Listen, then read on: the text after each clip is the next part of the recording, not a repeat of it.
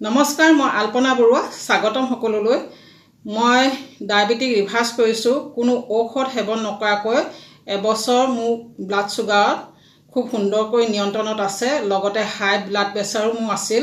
14 বছৰ হাই ব্লাড প্ৰেছাৰৰ ঔষধো সেৱন কৰি আহিছিলোঁ আৰু মই ডায়েবেটিকৰ ঔষধো সেৱন কৰি আহিছিলোঁ। কিন্তু মোৰ এতিয়া বৰ্তমান হাই ব্লাড প্ৰেছাৰ মই এবছৰ হ'ল কোনো ঔষধ সেৱন নকৰাকৈ খুব সুন্দৰকৈ নিয়ন্ত্ৰণত আছে। ডায়েবেটিকটো নিয়ন্ত্ৰণত আছে, ব্লাড চুগাৰটো। সেইটো কাৰণে মই যিবিলাক কৰিছোঁ সেইবিলাকহে আপোনালোকৰ মাজলৈ ভিডিঅ' আকাৰত লৈ আহিছোঁ, যাতে আপোনালোকৰ অলপ সুবিধা হয়। এতিয়া মই দুপৰীয়া খাদ্য গ্ৰহণ কৰিবলৈ লৈছোঁ। এয়া তাৰ মাজতে এটা কথা কওঁ, এজনে মোক কমেণ্ট কৰিছিল, আপুনি ৱেইট লছৰ কথা কয়, ডায়েবেটিক ৱেইট কমটি থকা মানুহো ডায়েবেটিক হয়, সেইসকলে কি ব্যৱস্থা ল'ব পৰা যায় বা কি কথা কেনেদৰে ল'ব পৰা যায় ডায়েবেটিক ৰিভাৰ্ছ কৰিবলৈ হ'লে। মই এইখিনিতে কওঁ, মই আগতে এটা ভিডিঅ' দিছিলোঁ, ৱেইট নথকা সকলো ডায়েবেটিক হয়, কিন্তু তেওঁলোকে যদি মই ৱেইট লছৰ বিষয়ে কৈ আছোঁ যেতিয়া তেওঁলোকেও ডায়েবেটিক আছে, ক্ষীণ মানুহবিলাকৰো। সেইসকলে ইণ্টাৰমিটেণ্ট ফাষ্টিং নকৰিব, কিন্তু আপোনালোকে ল' কাৰ্বহাইড্ৰেট খাদ্য গ্ৰহণ কৰিবই লাগিব, তেতিয়াহে আপোনালোকৰ ডায়েবেটিছ ৰিভাৰ্ছ হ'ব। কিন্তু ইণ্টাৰমিটেণ্ট ফাষ্টিং কৰিলে মানে তেওঁলোকৰ ৱেইট লছ হ'ব, কিন্তু ল' কাৰ্বহাইড্ৰেট খাদ্য গ্ৰহণ কৰিলে ইমানকৈ এফেক্ট নকৰে ৱেইট লছত। সেইটো কাৰণে আপোনালোকে ল' কাৰ্বহাইড্ৰেট খাদ্য গ্ৰহণ কৰিব। আৰু ইয়াতে মই কৈ থওঁ, টাইপ 2 ডায়েবেটিকহে ৰিভাৰ্ছ কৰিব পাৰি, টাইপ 1 ডায়েবেটিক ৰিভাৰ্ছ কৰিব পৰা নাযায়।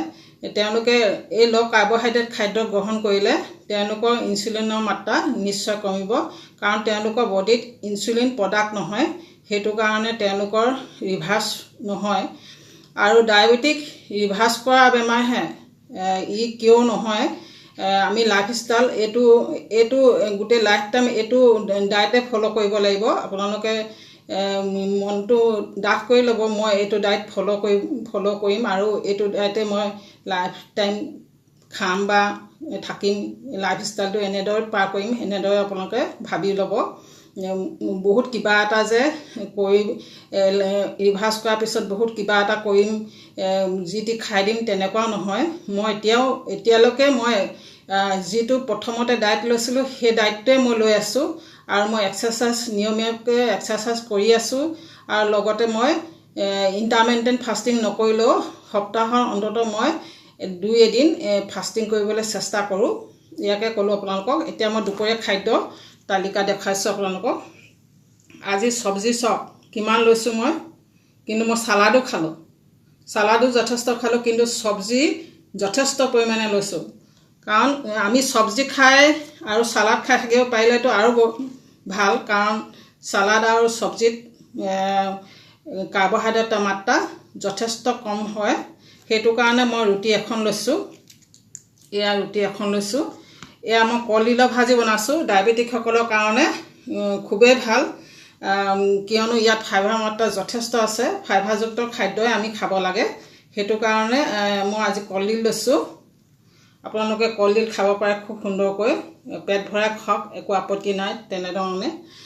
আৰু মই ইয়াত দাইল কচু ঠুৰি লৈছোঁ, সেইটো কাৰণে ডাঙৰ বাতি এটাত মই আজি লৈছোঁ। আনকালে দাইল ল'লে মানে কমকৈ লওঁ, কাৰণ দাইলত যথেষ্ট কাৰ্বহাইড্ৰেট থাকে, কমকৈ ল'ব লাগে দাইলটো মাত্ৰাটো।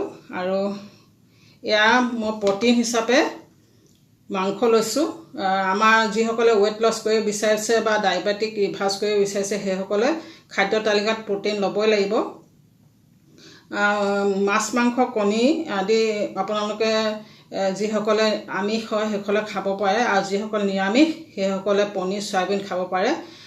এইবিলাক প্ৰ'টিনত জিৰ' কাৰ্বহাইড্ৰেট হয়, মাছ মাংস কণী আদি।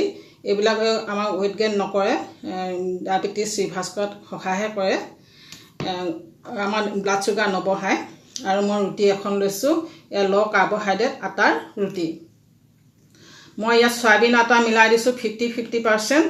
আপোনালোকে ল' কাৰ্বহাইড্ৰেট আটাৰ লগত চয়াবিন আটা নিমিলায়ো সেইটো ল' কাৰ্বহাইড্ৰেট আটাৰে পুৰি বনাই খাব পাৰিব, ৰুটি বনাই খাব পাৰিব। এনেদৰে মই কমকৈ লৈছোঁ চব্জি মাত্ৰা সৰহকৈ লোৱাৰ কাৰণে এখনে ৰুটি লৈছোঁ আজি আৰু চালাডো যথেষ্টই খালোঁ সেইটোকে কওঁ আৰু বিশেষ নাই আজিলৈ আহিছোঁ শুভ দুপৰীয়া জনালোঁ ধন্যবাদ।